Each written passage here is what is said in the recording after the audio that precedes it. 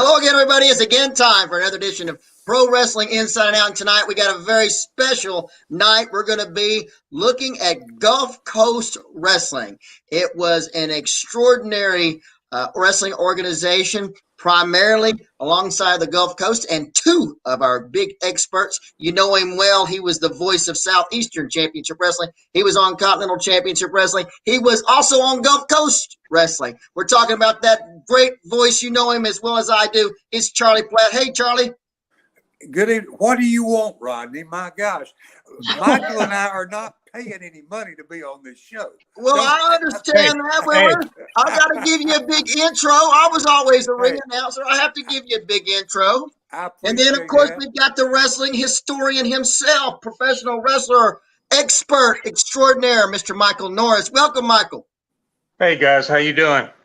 Doing good, doing good. Already we got Mr. Perfect Jerry Stubbs is standing by, so we got to be careful. Be careful. He's on. There he is. Mr. Perfect in the mask. That's the way you always do better. I tell you what, when you opened it up, Rodney, you could use the old Freddie Miller, be there all night long. I love Freddie Miller. I love Freddie Miller. He was my best. He was good. I grew up watching Freddie Miller. It was great. Grew up watching you. Describing the Gulf Coast wrestling area, which became Southeastern, which the final chapter, of course, was Continental. And you did not do justice. I can't do justice to Michael Norris on the work that he has put in, the tireless work he has put in, and I might add no charge, to document and go back and trace the history of, not just because I was blessed to be able to be on the Gulf Coast show, the Southeastern and the Continental, but to trace the history of what I think was probably the most important wrestling territory in the history of professional wrestling. Do you think I'm going overboard there, Michael? No, not at all. If you consider who all passed through that territory in the 50s and 60s, and a handful of guys that got their start there that became and still are very well known now. Michael Hayes started as a referee and doing jobs on Dothan TV in 1977. Before he was Michael Hayes, he was just Mike Seitz. It wasn't his first territory, but his first big push was where Terry Bollea was in Southeastern in 1978. I mean, do you know, and we'll get into this as we go along, but for a territory that didn't get nationwide publicity as far as magazines back in those days, pre-cable, of course, all you had was magazines.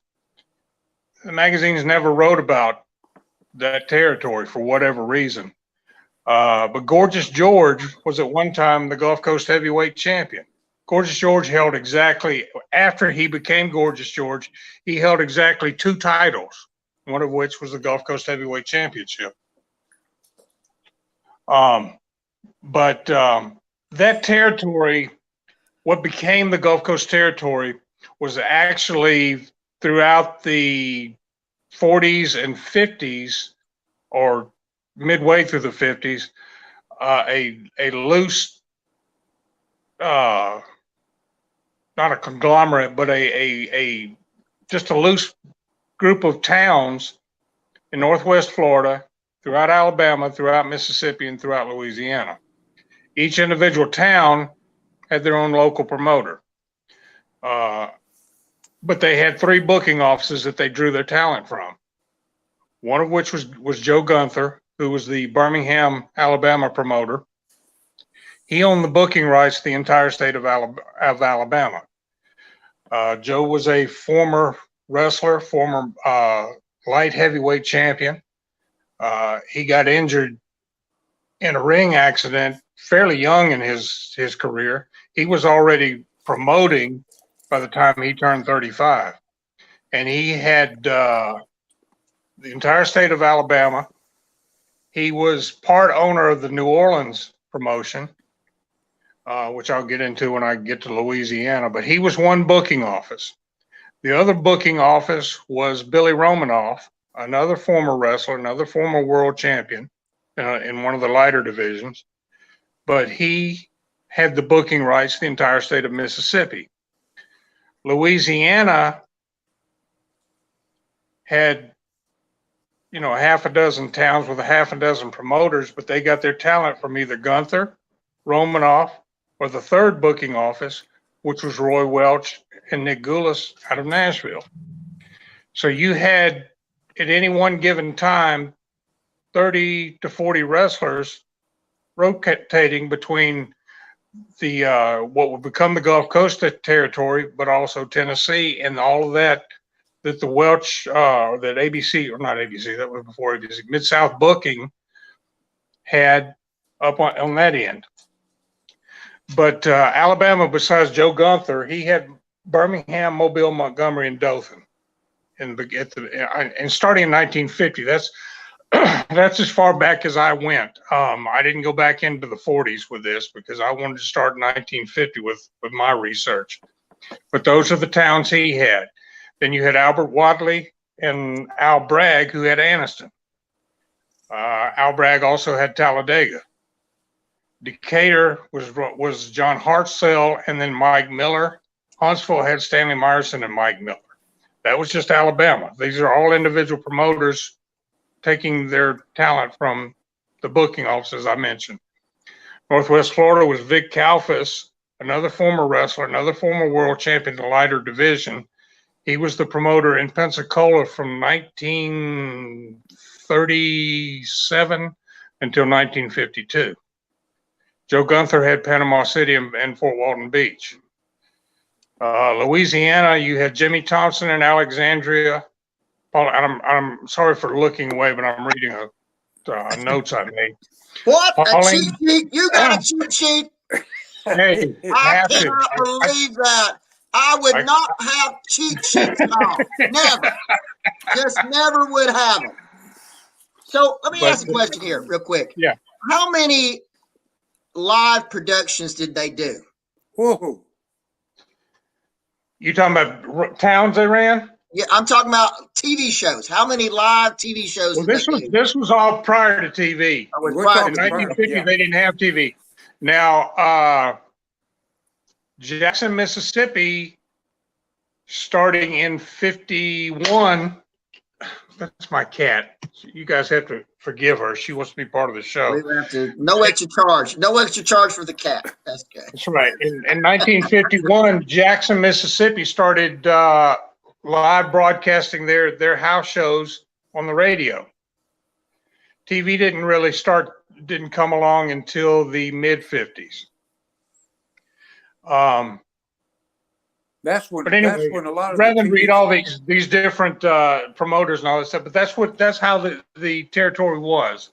And well, it really wasn't a territory. It was just a group of towns that drew their talent from these three booking offices.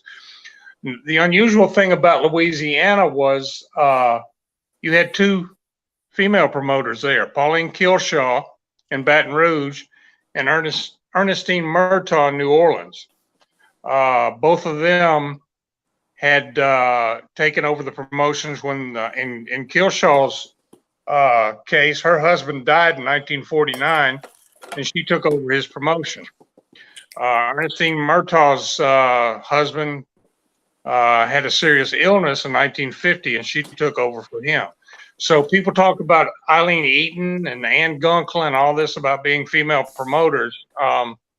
These two, were ahead of either one of them. But in 1953, February 1953, Roy Welch bought the booking rights for the state of Alabama from Joe Gunther. Joe Gunther relocated from Birmingham to New Orleans and worked with Ernestine Murtagh there until buying her out totally later on in the 50s. That's when it started developing into what would become the Gulf Coast territories. The first step was when Roy bought the booking rights to Alabama. 2 years later, in February 1955, that's Roy when he was an active wrestler. Roy bought the booking rights for Mississippi from Billy Romanoff. So he had Alabama, Mississippi, and Tennessee. He had all those booking rights. He was still sending talent into Louisiana, still working with those territories. Starting in 1954, he brought his son Edward, better known as Buddy Fuller, down and put him in charge of Mobile, which is where the headquarters was, with what was starting to become the Gulf Coast Territory. And this is a name, Charlie, I'm not sure you will recognize. At the same time Buddy was put in charge of the Mobile office, Albert Welch, is that a name you're familiar with? Oh, yeah. He became the promoter, owner of the Dothan end of the territory. That would For have those been who Lee. don't, no, Okay. Lee was Albert Hatfield. Okay, that's right. Albert, That's right. Albert Welch was better known under his wrestling name, Jack Welch. There you go. He was the second oldest of the four Welch brothers. Buddy, of course, was Roy's son, as I mentioned.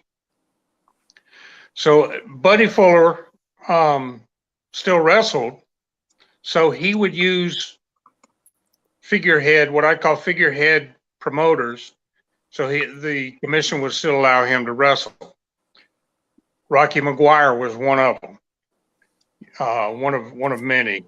He had Eddie Pericola, who was actually Frank Pericola, who was the sports editor for the Panama City newspaper. Les Wolf was another one that came in and did it. Leroy Morris was one. He just rotated guys out so that would allow him to still wrestle. They created and further moving along, they created the Gulf Coast Heavyweight title in 1957 and started moving away from the Louisiana, and Mississippi promoters. In fact, by 57, they weren't working there at all. They opened their own promotion in Mississippi in 1958 under Skippy Welchen. He was given charge of Mississippi. They created the Mississippi State Heavyweight title in 1958. Now, also in 1958, for about 4 months, Eddie Pericola opened up Lafayette, Louisiana under Buddy, but it only lasted for 4 months. Then they closed that end down. And so that's the way it maintained. Everything started conglomerating around Mobile, Pensacola, Dothan, that territory. And then in December 1959, that's when Lee Fields and his brothers Don and Bobby bought the territory from the Welches. And actually, he didn't buy the territory. From what I found out later, and Charlie, it may have been you that told me this, what Lee actually bought was the ranch that Buddy Fuller owned in Loxley, Alabama. There you go. And Buddy threw the territory in just to go along with it. Sweeten the deal so he can sell his farm. As a special added bonus, I'll give you this. Ron has some interesting stories about the ranch and growing up with Buddy as the father and how he raised he and Robert, and some interesting stories even he told me the other night about the Fields boys when they came to visit the ranch. I guess this is before they actually made the purchase of it, but Loxley was the ranch location. Yep. Mike, let me ask you this. How many, going back to those early years after Roy took over, and something else we talked about on the phone, you actually had 3 territories in one. You had the Louisiana, Mississippi end. You had the Mobile, Pensacola, and north of Mobile end of it. And then there was Dothan, Panama City, and Quincy as main towns with spot shows thrown in. So back when we were looking at that, how many guys had full-time jobs in the business just in the corner of Florida, just the southeastern part of Alabama and the southwest part of Alabama? How many guys back through Mississippi, Louisiana were working full time in those days? Well, and we'll get into it more later on, but when Lee had the territory, when he went back into Louisiana in July of 1964, the Gulf Coast territory for a period of about 5 months stretched from Lake Charles, Louisiana, which is on the Texas border, to Tallahassee. And since that area was so wide, he had different crews all over the place. They probably had, any given time, 25, 30 guys working. That's just the wrestlers. That's not including the TV people. That's not, because you had TVs in Louisiana, was filmed in Lafayette, and then bicycled around. Dothan was always live TV. And then you had Mobile on Channel 5. It was also live at the time. And Channel 3 Pensacola. Pensacola didn't become, after they stopped, they lost TV totally on that end in 1968, I believe it was. They didn't have TV at all. They didn't have TV in Pensacola until 1969 or 1970. When they moved from Channel 5 in Mobile to TV Channel 3 in Pensacola. And then they taped that. Lynn Tony, yeah. Lynn Tony and then Don Griffith. Exactly. There's one little clip that he's going to show a little bit later on, not right now, Brent, but a little bit later on. I believe that is when it was a Dothan TV show. It was a taped broadcast. And it was live on 4, but it was taped, and that is when they were trying to make the whole thing work without doing all the live TVs. And they brought Lynn Tony in, and Lynn worked a few TV shows there in Dothan with John Goss, Al Roberts, and myself as ring announcer. That would have been the latter part of 1976. That would have been 1970, the end of 1976, yeah. It was because I started in August of 76. I won't tell this. A lot of people that are probably watching remember, I saw Stubbs' name there. And, we're talking about Gulf Coast tonight, but it all spills into Southeastern.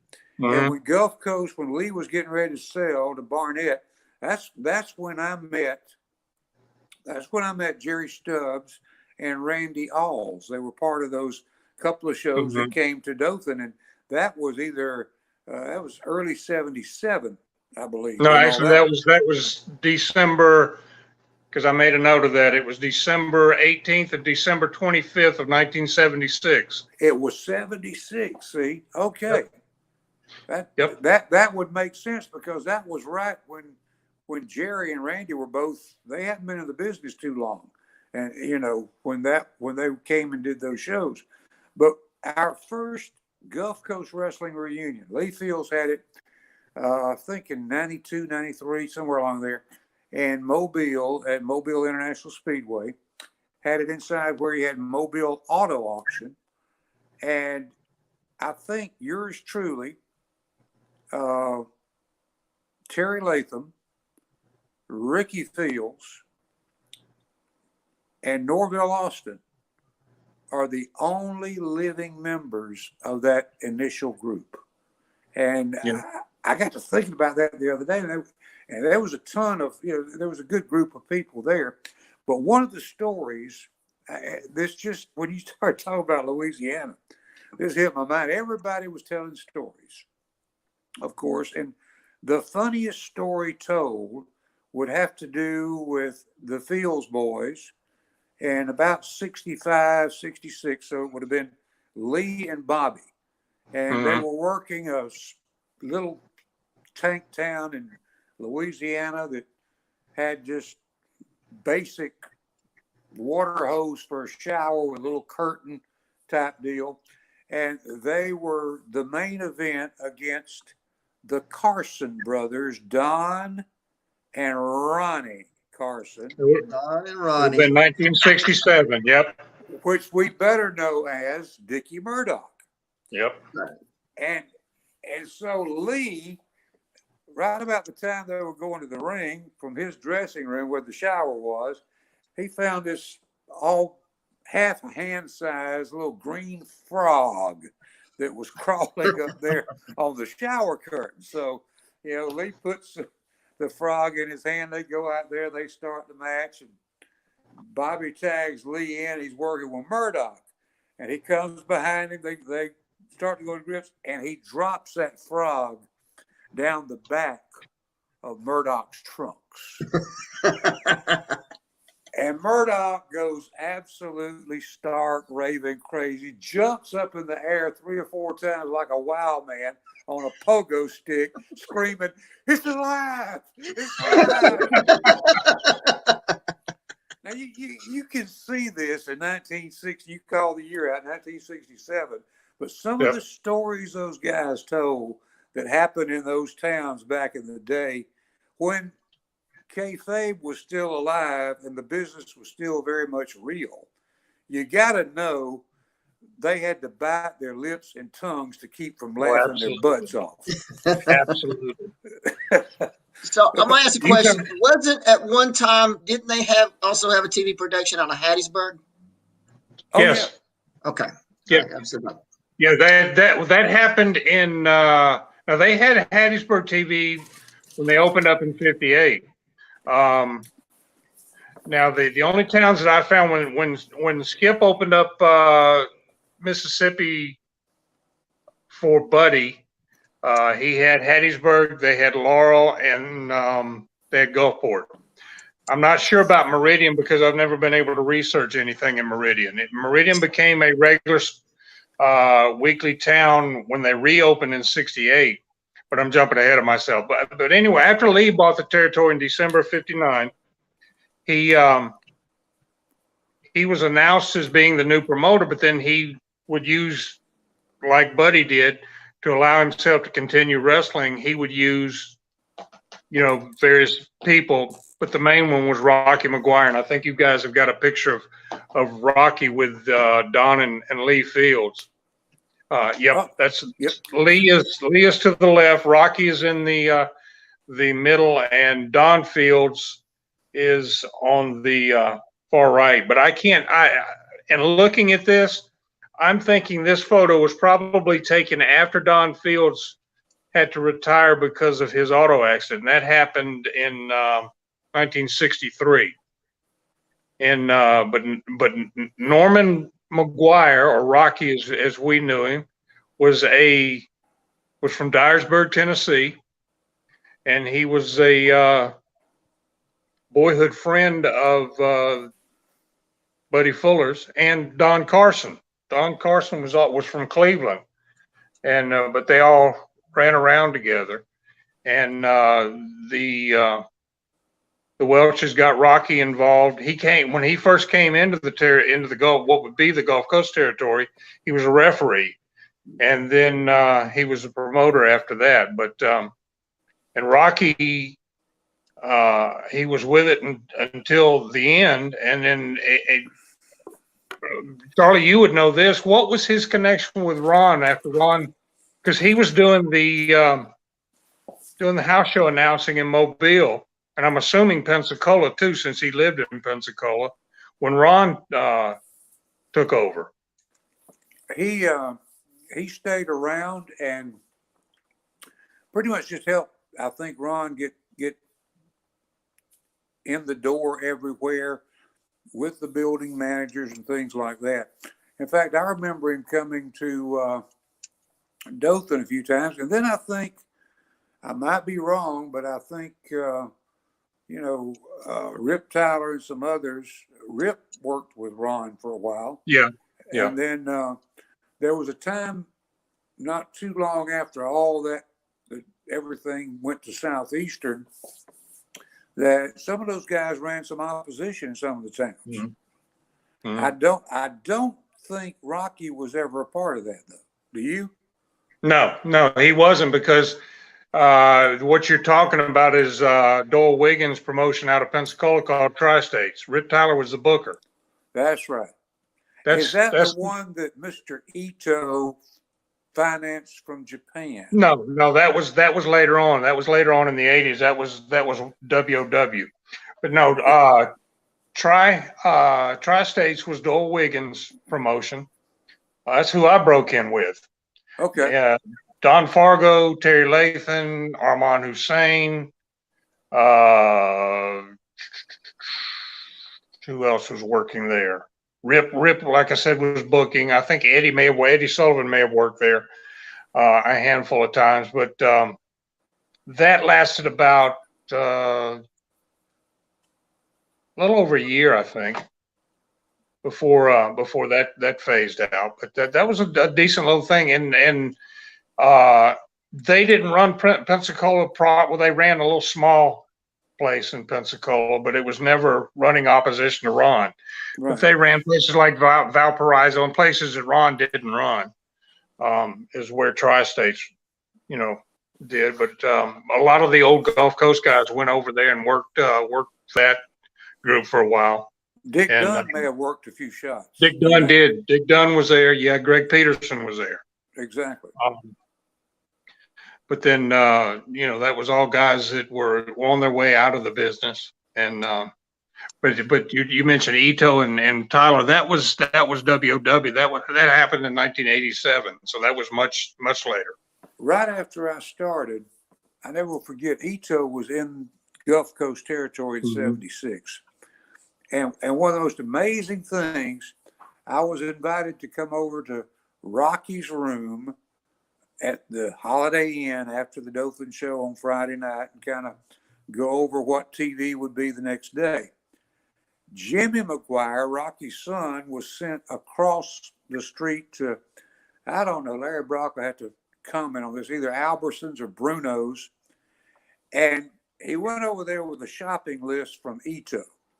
And it was potato flour, one chicken, what are you laughing about? Onion, and a couple others just little bit, $5 worth at the grocery store.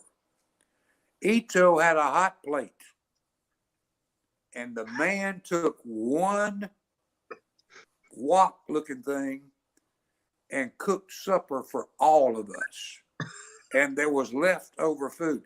But Ito takes this chicken and holds it up, and you can imagine about that design, and there wasn't anything left on the bones of that chicken. He was a heck of a chef. Did you ever hear that, Mike? No, I'd never heard that. I know, who else was a great gourmet cook that most people don't realize? Bad Boy Hines. Yeah, I heard that. Never got to try any of that, but I heard he was. Yeah, he was. He was a character, boy. Oh, yeah. He was a character. What history, history of this territory and some of the names that we have not even mentioned that were worked in this territory. You mentioned, you were talking about Gorgeous George, you were talking about the original Gorgeous George. The original. Freddie Blassie. Big on the West Coast, had many, he had a big program out on the West Coast with Don Carson. A lot of folks, Carson was out in California, and the quality of the talent, I do not believe you can look at, Florida was rich with talent. But then again, if you look at Florida, you had Ron Fuller down there. You had Jimmy Golden down there. You had Bob Armstrong down there. You had Mario Galentos down there. You had a lot of the old crew from here, Gulf Coast and Southeastern, that were regulars in the early to mid 70s down in Florida. So I don't think this territory could be matched as far as the quality is concerned. That is true. Now, you mentioned Mario Galento, and I think Brent's got a picture of Mario there. And Brent, if you don't mind, I'm going to send you something else to put up here that'll go along with this story. But Mario Galento was probably the biggest heel in the 50s in our territory. And excuse me if I slide out of the way here, but I need to get to see where I can see this. But there was his feud with Lee Fields was so predominant in that territory that they did something. Charlie, you've driven on the old causeway in Mobile, haven't you? Going from Spanish Fort into Mobile, Highway 90. Exactly. Well, back in the 50s, and Brent, I'm just sending you this now. Back in the 50s, the Buddy put a billboard up on Highway 90 causeway, and for Gulf Coast, or for it was just Wrestling King of Sports is what it was called then. But if Brent gets his picture and puts it up, the sketch on this billboard represented Lee Fields versus Mario Galento. Was it Lee Fields or was it Buddy Fuller? No, it was Lee. All right, we're going back ahead of that, Mario and Buddy. There it is. Yeah, there it is. Good gracious. Buddy and Mario had the big feud that was, I guess, 1958, the one that sold out Ladd Stadium. Yeah. And they did, what was remarkable about those two, they came back 10 years later and did the same thing in Atlanta, Georgia at Ponce de Leon Stadium. Yep. Sold it out again, Mario and Buddy. And the way they did that, and we're talking old school here, Buddy went on TV. Buddy was a promoter. And Mario goes on TV and just said, hey, you know, you're chicken. You're promoter now. You don't want to face me. And kept it up. And so Buddy says, you know, there's a lot of people out there that want to be professional wrestlers. And any of you folks that think you're tough and want to be a professional wrestler, I need to work out to get in shape to face this Galento guy again. So Buddy invites anybody that wants to be a wrestler down to the office in Atlanta. And he actually worked out with them and stretched them for several weeks, building this thing up every week on TV. And they sold out that stadium, 30,000 people. And that You're talking about that 58 feud. Brent, I just sent you another picture. This is on. Here it comes. Send him more. This is what was called Hard Way back in those days. Oh, is this the Mario picture after the picture of Mario? That was after that match that you were talking about. Oh yeah. They ran this picture in the paper. What Mario looked like after that match. Well, they said Buddy's eyes. Ron told the story that his dad's eyes were closed for several days, and he and Robert had to lead him to the kitchen table. Oh, so that's Mario. That's Mario. And that's not blade job. That's strict Hard Way. Yep. And that's the way those guys worked back in those days. Stiff. Enough taters thrown in that match to keep McDonald's and French fries for a month. Are over that. Yeah. Yes. Mike, talk a little bit about the draw back when it was Mississippi was running, Mobile was running, and you had Rocky running, promoting Dothan, Panama City, Quincy, Florida, and a couple of other towns. And the talent would kind of go back and forth here and there. Who was drawing the biggest houses back in those days? Well, in Mississippi, of course, with Kelly being the booker, he was always on top in Mississippi. Mobile. I'm probably the heyday of that 3-area split that you're talking about was probably 70, 71. I would say Mobile at that point was probably Mike Boyette. And a lot of people who don't know Mike Boyette, other than doing jobs on Bill Watts' TV, don't realize how over he was and how much money he drew. For Rocky's end, it was either Ken Lucas, or Dick Dunn.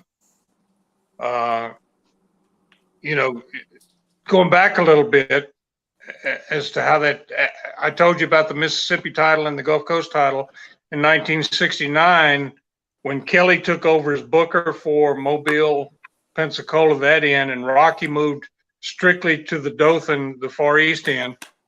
They created the Alabama title to keep over there on that end. So each area not only had their own top singles title, there was only one tag team title that kind of floated around. It was the Gulf Coast title, then the United States title, and then back to the Gulf Coast title. But in Mississippi, the 5 towns in Mississippi had their own city championships, tag team championships.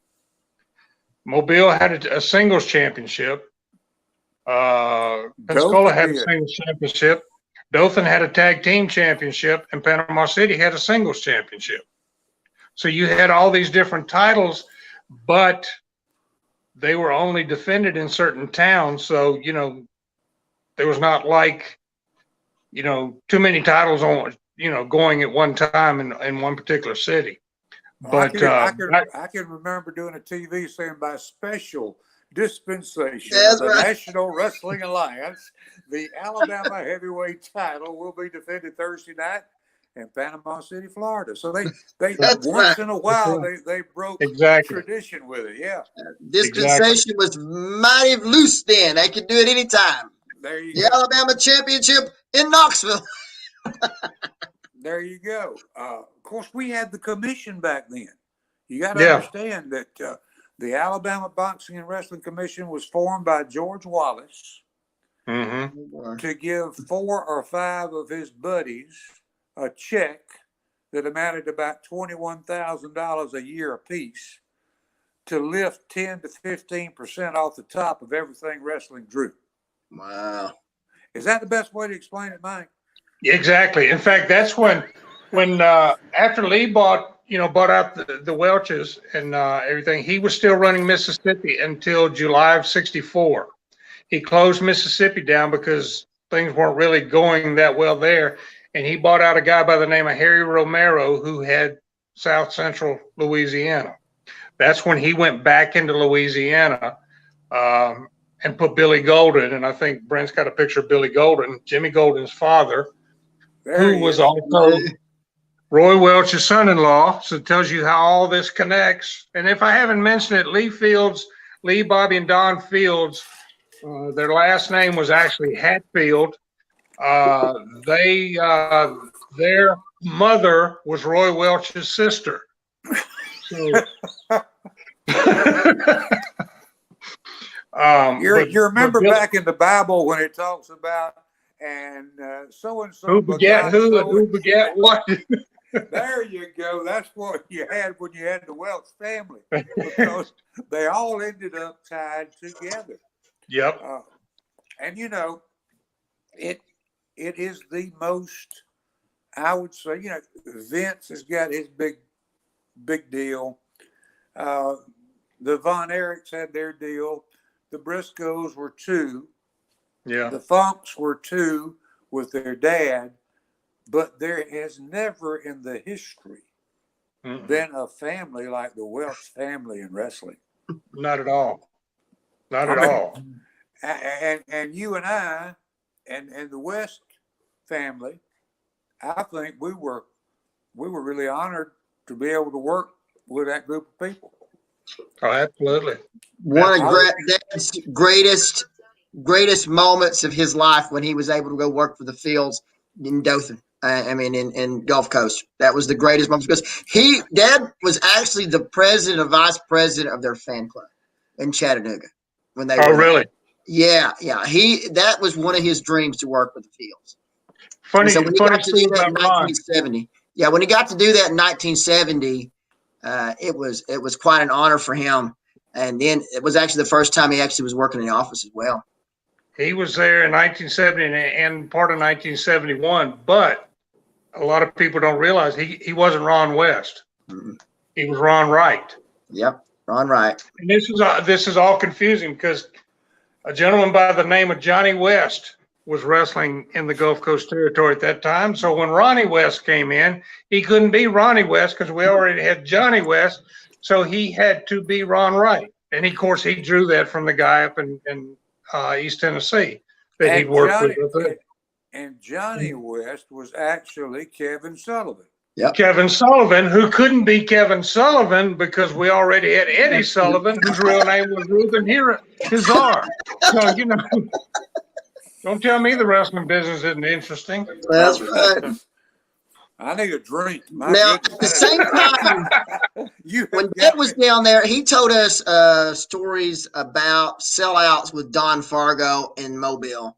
Oh, yeah. He was in one of them, and he said that one, Don Fargo was over. He was in just tip-top shape. He come walking down the aisle, took him. He thought it felt like Dad was in the ring waiting for him. Felt like 20 minutes of him stopping and posing with every person, taking a picture all the way down through there. And he said that it was the Civic Center, the Coliseum. They call it the Coliseum, I guess, then. It was the municipal auditorium at that time, yeah. And that was, he said, so it's 10,000 people inside that building. And who was against? I don't remember who he was wrestling. Do you remember who he was wrestling? Fargo? Yeah. Probably Prince Pullins. Yeah, he said the place was electric that night, and 10,000 people. The funny thing about Don Fargo was he had been there. He and Jackie came in the late 50s. Don was in there by himself for a short while in the early 60s. He kind of dropped out of sight, and then all of a sudden, this guy named Jack Dalton shows up. Jack Dalton is there for 5 years. He goes away. A year later, here comes Don Fargo back again, and nobody knew the difference. Let me ask you something, Michael. You grew up in Pensacola, correct? I was born in Pensacola. I grew up in Mobile, yeah. All right. The years as a kid, like me, watching black and white wrestling on TV. Mm-hmm. What was the biggest feud you remember? And you're a few years younger than me, but I want you to just to remember back. And what was the biggest drawing feud you remember back in the? That's easy. I really got into it in 1971. Is when I was spent every Saturday night sitting next to my grandfather watching Channel 3 wrestling. And this is a thing that a lot of people don't realize, that Bobby Shane, for the whole year of 1971, Bobby Shane was it. He was all everybody talked about. He was the main heel. He made 12 appearances the whole year. But he was always being talked about. And how they worked that is he was the Bobby Shane, the boy wonder back in St. Louis and Hawaii and, Georgia and all these other places. The first territory he ever worked heel in was Mobile. He was leaving Georgia. He called the Mobile office, talked to Bob Kelly, who was booking at that time, said, I want to come in, but I want to be a heel. Bob said, okay, we'll bring you in. The whole deal with the crown and the valet and the king of wrestling and all that all started in Mobile, Alabama. But how he got over, he had been in the territory, off and on for a couple of months. He refused to wrestle on television. he said the peasants had to pay to see the king of wrestling. They were going to have to come to TV. I mean, come to the house shows. But he was booked to be do something in Mobile or Pensacola or somewhere, and he was on television refusing to do it. And Lee Feuds came out. I don't know if you ever saw this, Charlie, with you living on the Dothan end. I don't know if they showed the tape of it over there or not. I know they did in Mississippi. Yeah, they but did. Lee Feuds came out. But Lee Feuds came out and was talking to Bobby Shane, and Bobby Shane slapped him and knocked him to the floor. Now, when that happened, a 14-year-old Ricky Feuds, who had never been smartened up, came running out onto the TV set and bit Bobby Shane on his leg. So, like I said, he'd never been smartened up. A year later, he was a referee, so he knew what was going on. But at that time, he didn't know what was going on. So Lee pulled up, after all this got, of course, they had a big brawl on TV. So after all this was done, Lee said, I'm coming out of retirement, face Bobby Shane. I want one match with him. Give me a month to get in shape, and I'm going to wrestle Bobby Shane in Mobile in the big auditorium. Shane disappeared. He was gone. He was working full time in Florida during all this time, and he was just coming in to make shots here and there. He'd work in Dothan, he'd work in Panama City, and he'd work, he worked over Mississippi a handful of times. But anyway, when Lee booked that match with him, that was another sellout, 10,000 people in that building. And you would think, okay, this is the big deal. Lee's making a big comeback. And Lee, before he retired, was probably, without a doubt, the most popular wrestler in that territory, without a doubt, hands down. His brothers came close. Buddy Fuller came close, but none of them were as popular as Lee was. But they came out. They worked about, and that was the night. There was the night the Crown and the Cape and all that stuff debuted. But they had this bloody match, and Lee lost. He just, he blew up and lost the match. So that led to this feud running another 6 months. He wanted a rematch with Shane. Well, Shane wouldn't face him, so he'd send in somebody and say, well, you had to beat this guy in order to get another match with me. So that's that's the biggest feud I remember from that time period. Now, Dothan, from what I understand, and Charlie, you speak on this because you were there, the biggest feud on that end was probably Dick Dunn and Baxter as the wrestling pro. How many years did that go? Oh, my gosh. But it was a toss-up. Actually, Michael, it was a toss-up. Dick Dunn, Don Carson feud. Mm-hmm. And then, as you said, Leon Baxter is the wrestling pro, and Dick Dunn, who, by the way, worked as tag team partners together for Ron when Ron first bought the Knoxville territory. But yeah, Carson was the best on the microphone of anybody.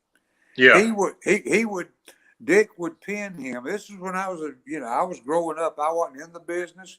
I wasn't going every week, but they would report, give the match results from last night at the Farm Center. They'd tell what happened. Then Don would come out and do his interview. I beat him like a blah, blah, blah. Yeah, all this kind of stuff. But I'll give him one more chance. And Dick was pinning him in the middle of the ring every Friday night. And they sold that place out for like 12 weeks in a row. Yep. Carson getting his butt whipped every week, but he could come back on TV so strong the next afternoon live as the heel and they'd come pay their money to see Dick beat him one more time. And there they are. And then Don turned babyface in '68, and they teamed to get matches with the interns And you know and how Dick. unmasked them. Here's what happened. I was 13 years old, and I can remember like yesterday. Don wanting Dick to be his partner. The interns had jumped Don, and he wanted, and Dick done no. So he comes back the next week. No. And finally he came back, and everybody knew that Don Carson's pride and joy was his world champion bird dogs. And he told Dick Dunn, if you'll be my partner, Dick, I'm going to give you my bird dogs just so you'll know I'm not going to turn on you. And the people bought it, and that thing went on and on and on over 2 dang bird dogs. Now, put that up against today's storylines and stuff. You can't make this up, but it was so successful. And people, because it was simple. It was simple and it was convincing. It Exactly. made sense. It was, we got too complicated with the business. We a lot of people say, when did it go bad? There's any number of times it went bad, but back then the simplicity of the business was what the business was all about.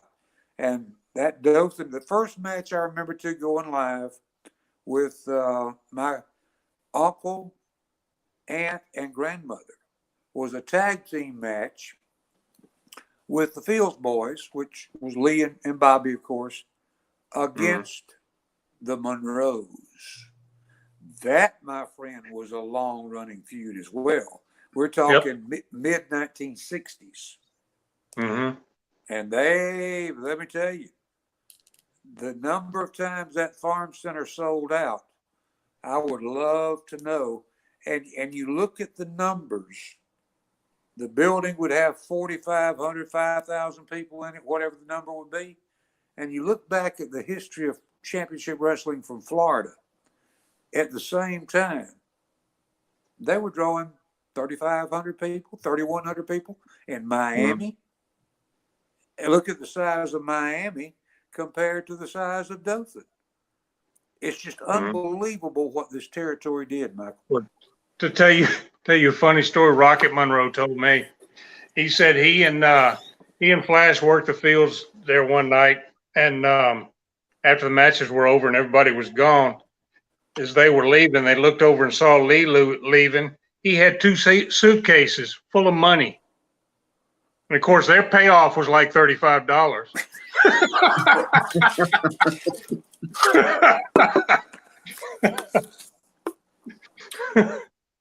That's one thing.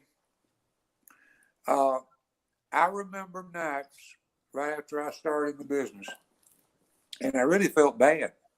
Seriously, guys, I felt bad. There would be a decent house on a Friday night in Dothan or a Saturday night in New Brockton.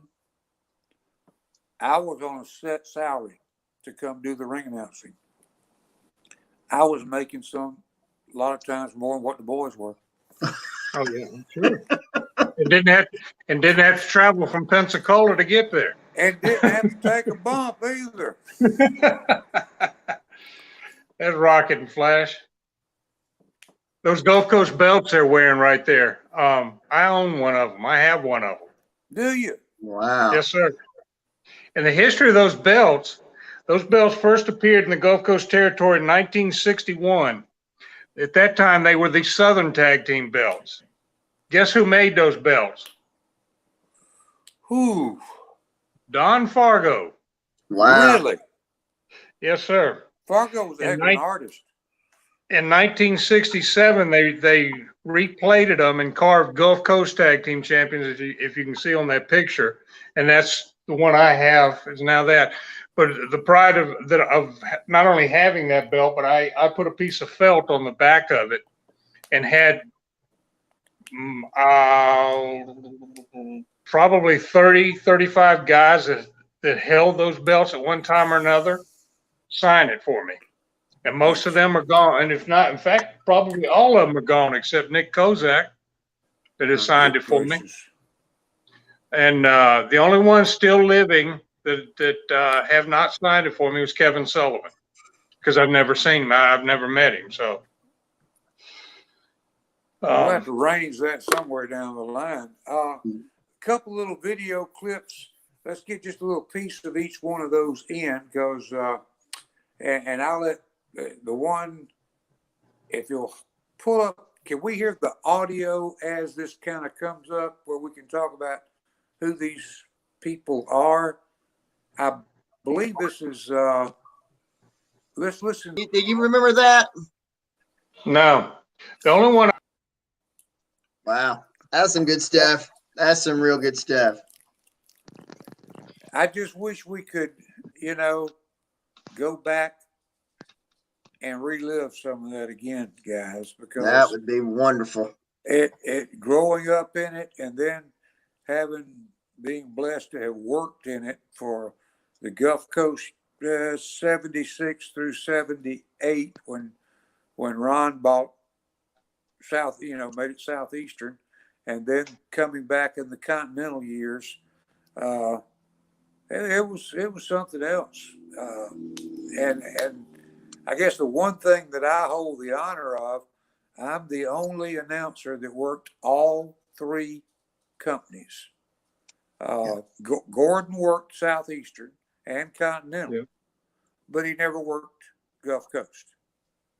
Al Roberts, who was our sports director at WTVY in Dothan for a number of years, rest his soul, he worked Gulf Coast and Southeastern, but never worked Continental. And boy, what history going back in the mid 50s. Michael mentioned in 58 one of the TVs went on. I think Dothan TV came on somewhere in the early 1960s. I never have been able to pin that date down, Michael. Maybe you have, but I'm thinking 61 or 62 is when they first started wrestling on TV in Dothan, when they moved to the old studios in Webb. But some of those guys, think about this. You're working, and Lee wasn't the best payoff man in the business. No, Lee Fields was a genius in a lot of ways, but Ron and the Buddy and Ron were a lot better paying off than what Lee was. But you're talking the days Michael was when they'd work TV in Pensacola on Saturday morning. They would travel to Dothan, another TV. Then they would do Quincy, Florida that night, more than likely. And if those who don't know where Quincy, Florida is, it's right outside of Jacksonville. Yeah, it's in the middle of nowhere. And then they had to drive. This is before I-10 we're talking about. And they would have to drive the old roads back to Pensacola and Mobile, where a lot of them lived. And it caught up with a lot of them. I mean, the year that I started working, right along in that time period somewhere, Duke Miller was killed in an automobile accident. Wow. Don Fields almost lost his life in an automobile accident.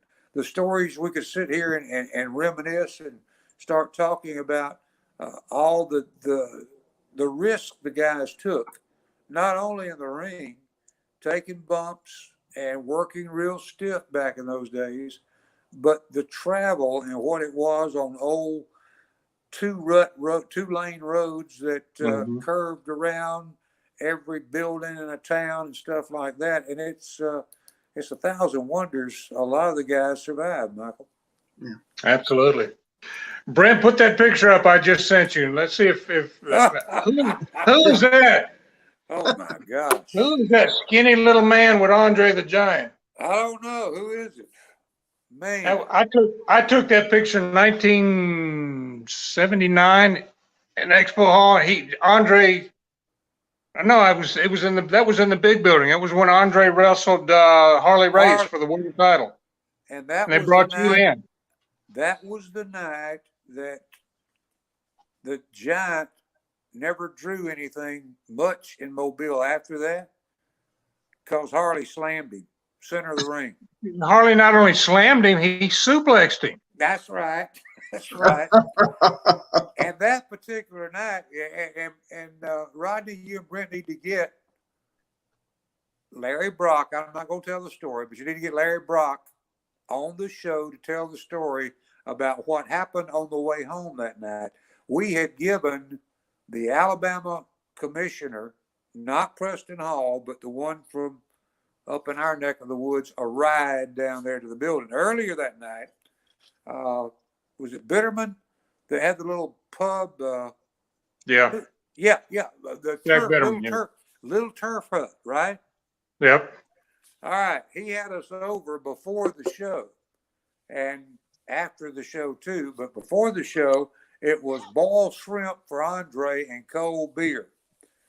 But the story is the commissioner got a little bit too far into the Jack Daniels on the way home. And Larry asked him a question that ticked me off. And I throw the commissioner on the side to I-10 on the way. Larry still said, I can't believe you did that. And it was Larry that asked the question that the old man answered. It got me mad. Made me hot, boy. That's when I found out how the commission was formed and how much they made and all that stuff. And hot dang, I got mad. I did not know that's where that picture came from. Yep. I'd like a copy of that because the only one I've ever seen is one that's on the internet and so it was blurred a little bit, but that was 79. Man. 1979. Wow. You mentioned Preston Hall. I'll tell you a funny story quick about him. He was he was officially the Alabama Boxing and Wrestling Commission for the Mobile area. Lived in Mobile. I went to school from probably 6th grade through high school with his son Ray, who became a referee. Worked for Ron as a referee. But as far as I know, nobody ever smartened Preston up. Lee wouldn't let him in the dressing room. He told him he could sit at ringside. He had a regular ringside seat he sat at. Well, this particular night in Mobile, Preston brought his wife and Charlie, you probably heard this story. Preston brought his wife to the matches for the very first time. They're sitting at ringside. The main event is a Hell's Kitchen street fight between Don Fargo and Nick Kozak. Ooh. And in this particular type of match, the gimmick was they came to the ring fully dressed in street clothes, and the loser was the one who got stripped down to his wrestling tights under his street clothes. Now, we all know Don Fargo. What could go wrong with Fargo with this match? We all know Don Fargo. So when come time for Kozak to tear his britches off of him, he's standing there stark naked. And for those who don't know Don Fargo, the Lord was blessed Don Fargo in a certain part of his anatomy. He did the same thing in Dothan with Leon Baxter as the wrestling pro. Did they do it there, Charlie? I knew they had the match there, but I wasn't sure if he did the same thing. He did, and Rocky McGuire went absolutely stark, raving crazy. Here's the deal. Now, here is the Alabama State Boxing and Wrestling Commissioner with his wife sitting ringside. You'd think Fargo would be embarrassed. No, he does the Fargo strut right in front of her. Bob Kelly and Lee Fields were standing in the back. Lee gave Bob the bag full of money and said, "I'm going home. It's all yours." After that happened, after I got into business, I was riding home, but back to the Holiday Inn with Rocky after live TV in Dothan. Fargo was here. Also, a guy named Mike York, the Alaskan. Yep, the Alaskan, yeah. And he had a brand new. Now this was in the day, buddy. A 1976 GMC Executive Motorhome, and we're behind them in Rocky's 1976 Cadillac. We get to the intersection of where the Sheraton used to be. It's whatever it is now. And all the guys used to stay at the Sheraton. But before they stayed at the Sheraton, it was the Holiday Inn. We get to that intersection where the Sheraton is, 231 South and Ross Clark Circle. Light catches us red. Now, you got to understand, this is traffic everywhere, probably beach traffic, who knows what. Fargo comes out of the GMC executive with nothing on but a smile, checking the air pressure in every damn tire on that motorhome. Rocky is going absolutely. He almost ran over him when he came around the back of the thing. He almost hit him with the. I'd never heard Rocky cussing and raising so much cane in all his life. And Fargo just taking his time, checking the air pressure and all the tires on the motorhome. Major intersection, Dothan, Alabama. Not a stitch of anything on. Wow. Well, that's when you knew you were in the wrestling business, when you were in a dressing room with Don Fargo and he comes around asking you if you've seen his cigar or his toothbrush. And of course he bends over and it's sticking out of his rear end, whatever it was he was looking for. Oh boy. Before we go, I said I had a story about Speedy Hatfield, about Mark jumping in the ring. I guess it was in Hattiesburg. I thought it was in Mobile, but it was in Hattiesburg. Bob Kelly and Rocket Monroe were working a match in Hattiesburg. And Rocket's on the mat selling. And this Mark gets in the ring. And as he steps through the ring in one swift motion, Speedy grabs him behind the back of his neck, runs his hands up between the guy's leg, walks him right across the ring. And just as they get to the other side of the ring where the ropes are, he squeezes the hand he's got between his legs, and the guy dove over the ropes himself. And when Rocky got to where he could ask Speedy, he said, "Speedy, who is that?" Speedy said, "I don't know, just some guy passing through." Wow. The history is there. The stories are there. One more quick one. Okay. Mario used to get on TV and say, a spot show this particular night. We're going over there to Oop, Alabama. Not Op, Oop. You know, kept on. Well, they got over to Oop, and the show started and got to the main event, and it was time for Mario to work. I think he was probably working with Dick Dunn, who lived over there, you know, and whatever. This old country farmer in his overalls waited till that last match to come into the National Guard Armory. And he casually walks down to ringside, steps over the rope area, steps up in the ring, looked very harmless until he pulled that knife out of his pocket. And thank goodness he gauged it, or that would have ended Mario's life. And he kind of walked all the way around Mario with that knife gauged in him. And it took, I forget how many stitches to close Mario up. That's heat. Yeah. That is true Absolutely. heat. Absolutely. That don't happen anymore. Charlie, is the U-Haul still there on Montgomery Highway? Yes, it is. You know That was the I don't know original.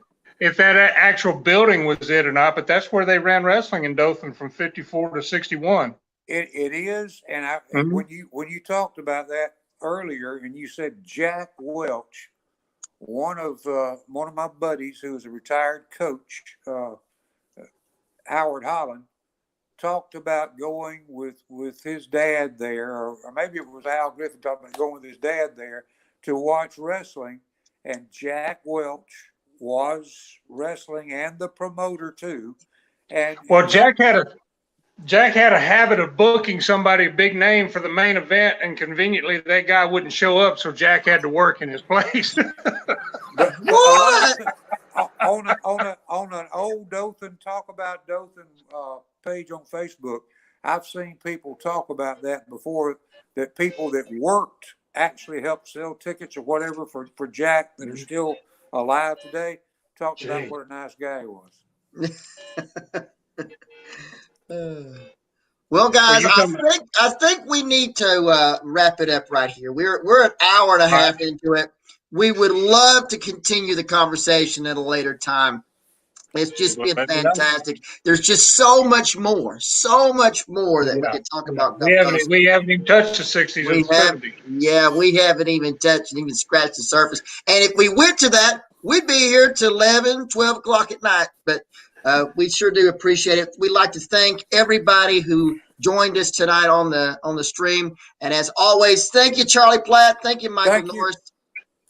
And thank Michael, you. Tell them where they can look at your stuff and see the number of people who work. I mean, anybody that is a true wrestling fan, if you think you're a wrestling fan, you need to look up Mike. He's going to tell you how, because this guy I admire as much as anybody that's ever worked in the ring, because, my friend, you have done what no man has done, and that is document the history of territory.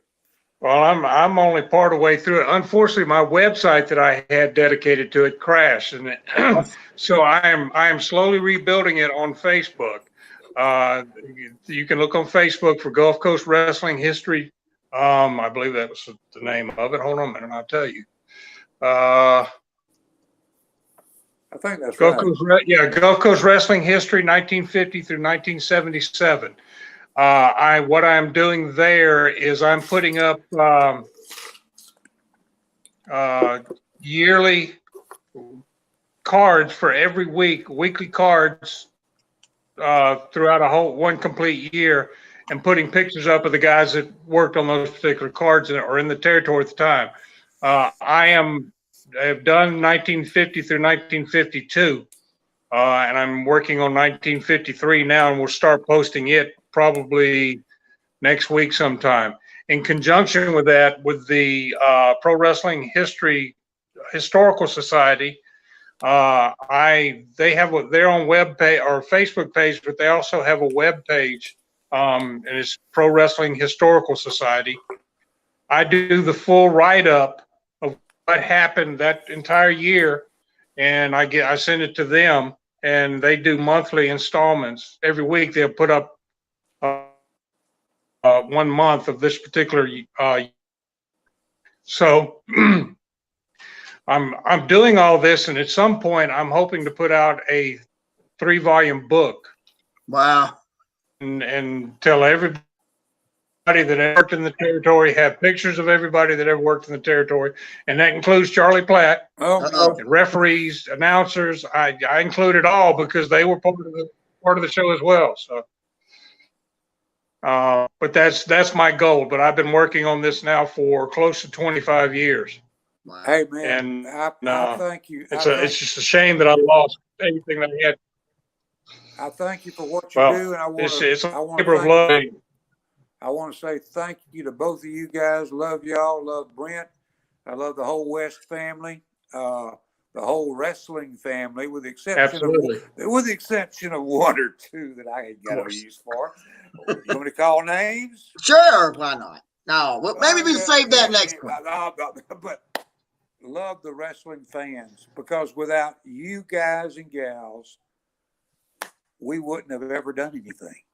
We did it for y'all. That's right. And there was more love put into it than what you'll ever know. We love y'all.